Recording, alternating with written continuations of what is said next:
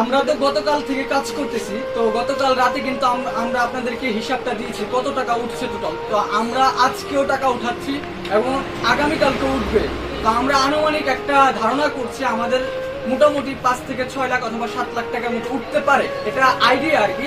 তবে আরো যদি প্রবাসী ভাইরা আমাদেরকে হেল্প করে এবং বিভিন্ন জায়গা থেকে যদি হেল্প আসে তাহলে আরো অনেক বেশিও উঠতে পারে, সমস্যা নাই। তো আমাদের সবচেয়ে আরো যে কয়টা জিনিস লাগবে তার মধ্যে একটা হচ্ছে এখান থেকে যাওয়ার জন্য একটা ট্রাক দরকার এবং আরেকটা হচ্ছে ট্রলার দরকার। তো ওইখানে হচ্ছে ট্রলার সংকট এবং ট্রলারের ভাড়া অনেক বেশি চাইতেছে। তো আমরা চাচ্ছি এইখান থেকে সিঙ্গারবাসী এবং গোবিন্দবাসীর পক্ষ থেকে আমরা যে মঈনুল উম্মাহ পরিষদ কাজ করতেছি, তো আমরা চাচ্ছি এইখান থেকে একটা ট্রলার নিয়ে যাওয়ার জন্য, ট্রাকে করে একটা ট্রলার নিয়ে যাওয়ার জন্য এবং বাজার এইখান থেকে সবকিছু কমপ্লিট করে যাওয়ার জন্য। তো যদি কোনো ভাই আপনার জানা মতে বা আপনার পরিচিত কেউ যদি চান, আপনার নিজস্ব ট্রলার আছে বা আপনার পরিচিত কারো ট্রলার আছে, একটা ট্রলার ম্যানেজ করে দিতে পারবেন আমাদেরকে, তাহলে আমাদের জন্য খুবই ভালো হয়।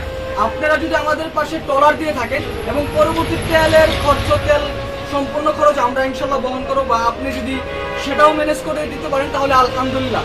এবং আরেকটা হচ্ছে ট্রাকের ব্যবস্থা, একজন কথা বলতেছে, ইনশাল্লাহ হয়তো ট্রাকের ব্যবস্থা হয়ে যাবে, কিন্তু আমাদের ট্রলারের ব্যবস্থাটা খুবই জরুরি।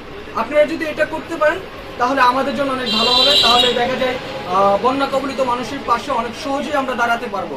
তো আমরা এখন যাচ্ছি আর একটু কাজে। তো এইদিকে কিন্তু সবাই বের হচ্ছে, দেখেন এদিকে আমরা সবাই পুরো টিম নিয়ে বের হয়ে যাচ্ছি।